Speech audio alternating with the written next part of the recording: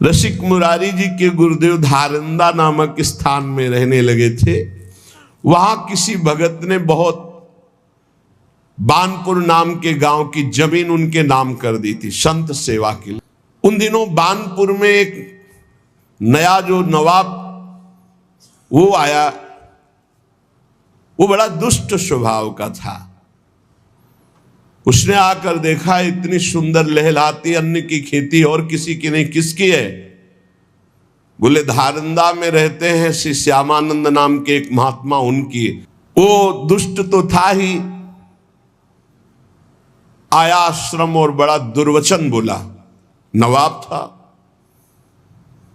और आदेश कर लिया कि इनकी सारी संपत्ति अपहरण कर ली जाए, राज कब्जे में ले ली जाए।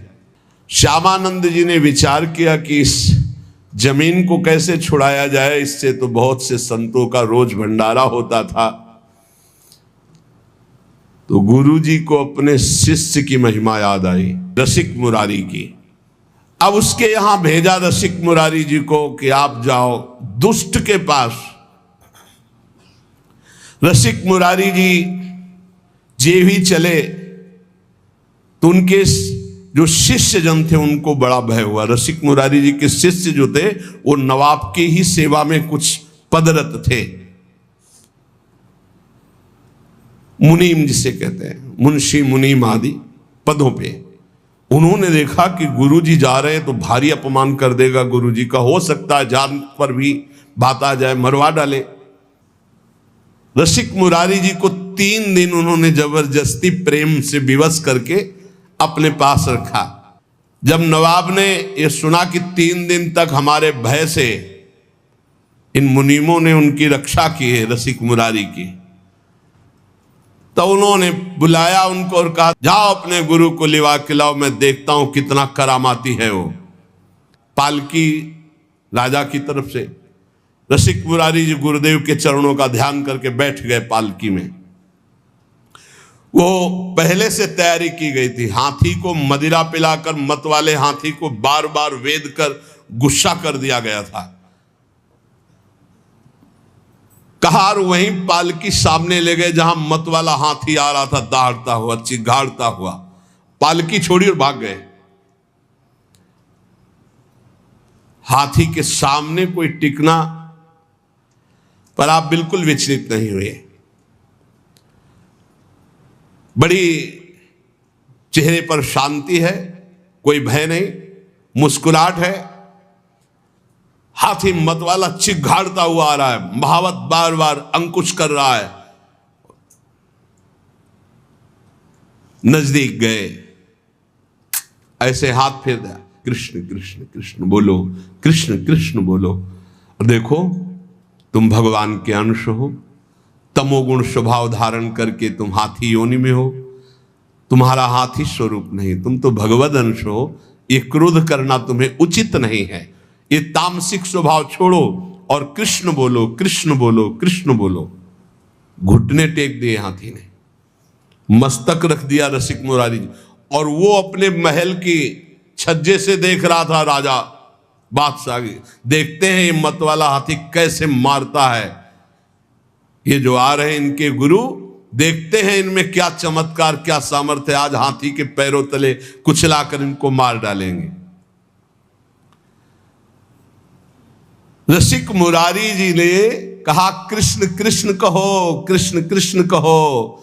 घुटने टेक दिए हाथी ने, मस्तक रख दिया ये है, और धीरे शब्दों में कहा तुम हाथी नहीं हो, तुम भगवान के अंश हो, भगवान के दास हो। तुम्हें तमोगुणी स्वभाव उचित नहीं है, तुम अपने स्वरूप में आओ। हाथी को उपदेश दिया तो हाथी घुटले टेक दिया, और केवल घुटले ही नहीं, रसिक मुरारी जी के चरणों में सर रख दिया उस मत वाले हाथी ने, और अशुभ प्रवाह करने लगा। अत्यंत प्रेम से ऐसे दुलार कर रहे रसिक मुरारी, और चरणों में ऐसे मस्तक रखे अशुभ प्रवाह कर रहा है। तब आपने भक्ति का उसके हृदय में दान किया, और संतों के पास तुलसी की माला रहती है, तत्काल बड़ी माला जो 108 वाली गले में ऐसे बांधी, मानो शिष्य बना दिया। कान में भगवान नाम दिया, गले में माला बांध दी और कहा सुनो तुम्हारा नाम गोपाल दास है आज से। मतवाले हाथी को चेला बना लिया। अरे जब मतवाले मन को चेला बना लेते संत जल, तो हाथी क्या है? सबसे बड़ा मतवाला हाथी मन है, किसी की कोई भी अंकुश बात नहीं मानता। गले में तुलसी की माला पहना दी, कान में कृष्ण नाम सुनाया और कहा तुम्हारा नाम गोपाल दास है। और वो ये सारा का सारा दृश्य राजा देख रहा था। उसे देख करके अब रहा नहीं गया कि ये कोई चमत्कारिक महात्मा है, और कोई जादू तमाशा चमत्कार नहीं था, तो भगवान नाम का बल है। नवाब अब रहा नहीं गया, दौड़ता हुआ आया और श्री चरणों में गिर पड़ा, लिपट गया और कहा मुझे क्षमा कीजिए, मैं संतों का प्रभाव नहीं जानता था, मुझे क्षमा कीजिए। ये संतों के प्रभाव से दुष्टों का भी परिवर्तन हो जाता है। जितनी जमीन जब्त की थी वो तो वापस कर ही रहा हूं, कई गांव की और जो जमीनें हैं राजकीय विभाग के द्वारा अपहरण की, वो भी मैं दे रहा हूं। वो जमीन दी और कई गांव की और जमीन दी, और हाथ जोड़कर बोला कि मेरे बड़े भाग्य उदय हुए, मेरा पुण्य का पाशा पड़ गया, क्योंकि आप जैसे महान संत के दर्शन हुए। रसिक मुरारी जी ने कृपा करके गजराज का नाम गोपाल दास रखा, भक्त गोपाल दास। अब वो गजराज पीछे पीछे जैसे गाय के पीछे बछड़ा चलता है, ऐसे रसिक मुरारी के पीछे पीछे चल पड़ा। अब तो बड़ा आनंद, संत सेवा होती, प्रसाद जूठन मिलती गजराज गोपाल दास जी को, बड़ा भाव। संत समाज जो संतों को देखते थे ही आगे के पैर तोड़कर घुटने के बल होकर प्रणाम करते हैं। वैष्णव है, चेला है रसिक मुरारी जी के, गोपाल दास नाम। जहां किसी संत को देखते बस घुटने टेक देते और माथा रख देते। अब वो बंजारों के यहां बोरे के बोरे चावल दाल आदि लाद कर संतों की जमात में जो लाने होते, तो चलो गोपाल दास सेवा है, संत सेवा, तो बस जितना भी जो कुछ है वो सब लाद करके गोपाल दास के संत सेवा की सामग्री। कैसा जीवन बदल गया, संतों की जूठन पाते हैं और संतों की सेवा में। एक बार सभी बंजारे मिलकर गोपाल दास जी के गुरुदेव श्री रसिक मुरारी के स्थान पर आकर कहा, ये गोपाल दास जी हमारा माल छान जाते हैं, अब लाना एक बोरा है तो एक बोरा वही साफ कर दिया, उठाया और सब पा गए, और एक बोरा लाद करके ले आए तो बोले घाटा तो हमारा हो ही जाता है। गोपाल दास जी का नियम था कि कभी स्थान में कोई विशेष महोत्सव, भोज भंडारा हो, संतों की पंक्ति हो, तो जब सब संत भोजन पाके उठ जाते थे तब आप वहां जाते और चाटते थे संतों का शीत प्रसाद। कितना सौभाग्य हो भाग्य। रसिक मुरारी जी ने कहा कि देखो तुम वैष्णव हो गए हो, सब तुम्हारे आचरण ठीक है, लेकिन एक आचरण गलत है। तुम जो वहां लेने जाते हो उतने लिया करो, तुम ज्यादा दूसरा बोरा का अन्न क्यों खा जाते हो? और एक तो अमनिया है, वैष्णव को अमनिया नहीं खाना चाहिए। तुमको आज से अमनिया नहीं खाना, और ऐसे नहीं लेना, जब तक मिले ना प्रसाद तब तक नहीं पाना। गोपाल दास जी ने उसकी समझ में आ गया। श्री रसिक मुरारी जी ने कहा बेटा जबरदस्ती कुछ भी खाना है पाप है, वैष्णव का ऐसा नहीं संस्कार होता है कि किसी के खेत में गए हो, किसी की दुकान से सामान, ऐसा नहीं। गोपाल दास जी ने घुटने टेक करके ऐसे गलती मानी कि मानो क्षमा कीजिए गुरुदेव, आगे से कभी ऐसी गलती नहीं होगी। अब तो संत सेवा में और भगवत उच्छिष्टामृत में बड़ी रति हो गई गोपाल दास जी की, जो हाथी गजराज थे। सब संत इनको खूब दुलार करते। चलो गोपाल दास आज वहां चलते, सूंड में चढ़ाया, पीठ में बैठा लिया, संत सेवा। घुमा घुमा के, और संत भी बड़े मौजे, 5-5 10-10 संत बैठ जाते, गोपाल दास जी घुमा रहे। कितना सौभाग्य प्राप्त हो रहा है। गोपाल दास जी का संत सेवा का बड़ा चाव, जैसा संत आदेश करते वैसा ही करते। ये कोई बड़े भाग्यशाली जीव होंगे जो ऐसा सौभाग्य प्राप्त हुआ। नहीं, संत सेवा में अनुराग होना बड़ा कठिन है। कोई संत कहते, भाई गुरु भाई गोपाल दास, आज फूल गोभी पाने का मन है। गए, बाजार में गए, फूल गोभी की तरफ सूंड करते ऐसे, और जब उसकी तरफ देखते तो चाहे श्रद्धा हो चाहे ना हो, बड़ा तिलक लगा रहता था, कंठी बंधी हुई, और जो एक फूल गोभी देता फौरन अपने पास रख लेते, खाते नहीं। जो संत कहते वो मांग के लाते भिक्षा की तरह। दुकान में खड़े हो गए, अमुक सामान की तरफ सूंड करते, तो उसकी हिम्मतें डोल जाती अपने आप, तो उनको जो देते वो ला के संतों को पवाते। यदि कोई जरा सा आनाकानी करता तो जो ही हुंकार मार के सूंड ऐसे करते तो हाथ जोड़ के खड़ा हो जाता, सामान ला के संतों को पवा। हाँ, सूंड फुनकार करके फटकार दे देते, डर जाता। कभी गोपाल दास जी से जैसे संत कहते कि हमारा चला फट गया है, लंगोटी कमजोर हो गई, जाते कपड़े की दुकान में सूंड रखते मार्किन में।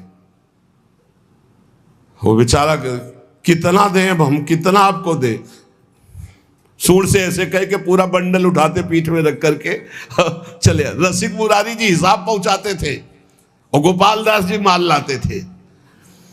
हर संत की सेवा, सर्दी का समय है, गोपाल दास जी अपने आप चले गए किसी कंबल की दुकान में, बंडल का बंडल उठाया, पीठ में रखा, संतों के पास ले आते। जब रसिक मुरारी जी को पता चलता तो भेंट पहुंचा देते थे। ऐसे कोई संत जो कहता हो, खूब प्रसन्नता से गोपाल दास जी कहते, तो संत भी खूब प्रसाद परोसवाते और थोड़ा पाके सब गोपाल दास जी को पवाते। ऐसे दुलार होने लगा। देखो कितना सौभाग्य संतों का उच्छिष्ट मिलता। गोपाल दास जी के साथ बहुत से संतों की जमात थी, जिधर जाते उधर लोग दौड़ उठते। पहला चमत्कार है कि हाथी चेला है रसिक मुरारी जी का, संत सेवा में रहता है। बहुत लोग सीधा सामान सब देते, अपने पीठ पर लाद लेते। दर्शन की भीड़ लग जाती लोगों की। चारों दिशाओं में आश्चर्यजनक चर्चा चली कि गोपाल दास जी एक वैष्णव है और संत सेवा में रहते। गजराज बंगाल का सूबेदार, उसको जब पता चला ऐसा चमत्कारिक आज्ञाकारी हाथी है, तो उन्होंने पकड़वाने के लिए आदमी नियुक्त किए।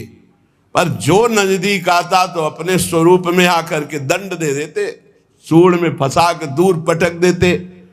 जान से तो नहीं मारते, पर किसी काम का भी नहीं रखते। गोपाल दास जी, हाँ, तो जिन मुँह मारा तिन मैं मारे, ये सिद्धांत है, सेल्फ डिफेंस। हाँ, तो सेल्फ डिफेंस में गोपाल दास जी जितने आते उनको। अब जो सैनिक आए थे वो वापस चले गए लद लुद के, बोले महाराज वो हाथी पकड़ में आने वाला नहीं है, भागवतिक शक्ति से संपन्न। बहुत स्वर्ण मुद्रा पुरस्कार में रखी गई कि ऐसा हाथी बंदी बनाकर हमारे पास लाया जाए। तब उनमें से एक के दिमाग में आया कि साधुओं को नहीं मारता है, आसपास टहलते रहते। तो एक दुष्ट साधु वेश में, वो केवल साधु वेश बनाया गोपाल दास जी को पकड़ने के लिए। दुष्ट था, छलिया, कपटी, पाखंडी। वो वेश साधु का बनाकर गोपाल दास जी के सामने आया। गोपाल दास जी ने घुटने टेक दिए। ये वेशधारी के सामने ये देखो कितना बड़ा प्रभाव। अब उसने गोपाल दास जी जब घुटने टेक दिए, तत्काल उसने बंदी बनवा लिया। आदमी उनके थे और गोपाल दास जी को ले गया। वहां जब ले गया तो जल और भोजन आदि अर्पित किया। एकदम नहीं खाया, क्योंकि संतों का जूठन, भगवान का प्रसाद पाने का गुरुजी ने नियम दिया है। कई दिन हो गए न अन्न लिया न जल लिया, क्योंकि प्रसादी नहीं है वहां। सूबेदार के कहने पर बिल्कुल ना अन्न न जल, कुछ भी जब नहीं खाया तो सलाह ली कि क्या है, तो उनका शायद ये भगत है, इसको गंगा जी में ले जाया जाए तो शायद गंगा जल पान कर ले, नहीं तो ऐसे तो प्राण निकल जाएंगे, काफी दिन हो गए कुछ खाया पिया नहीं। तो जे भी गंगा जी ले गए तो गंगा की जलधारा में खड़े हुए गुरुदेव का ध्यान किया, अपने शरीर को छोड़ दिया। ये गंगा जी में जाकर देखो क्या सदगति हुई। एक कहा तमोगुणी हाथी शरीर, और कहा इतनी बड़ी निष्ठा कि गुरुदेव ने कहा कि बिना भोग लगाए अमनिया नहीं पाते, तुम बंजारे के यहां से अमनिया नहीं, ऐसे नहीं पाया। उस दिन से छोड़ दिया था, जल और प्रसाद ही पाते जो भगवद अर्पित, अन्यथा नहीं। अब वहां कहां भगवद अर्पित वैष्णव का मिले, इसलिए जब उनको विचार करवाया गया कि वैष्णव शायद ऐसे ना पिए तो गंगा जल तो पी लेगा, भगवान का चरणामृत है गंगा जल, तो गंगा जी में ले गए तो वहीं खड़े होकर गुरु जी का ध्यान किया और जोर से पुकारा कृष्ण, और अपने शरीर का त्याग कर दिया। अर्थात भगवत प्राप्त महात्मा की जो सदगति, वही सदगति गोपाल दास जी की हुई।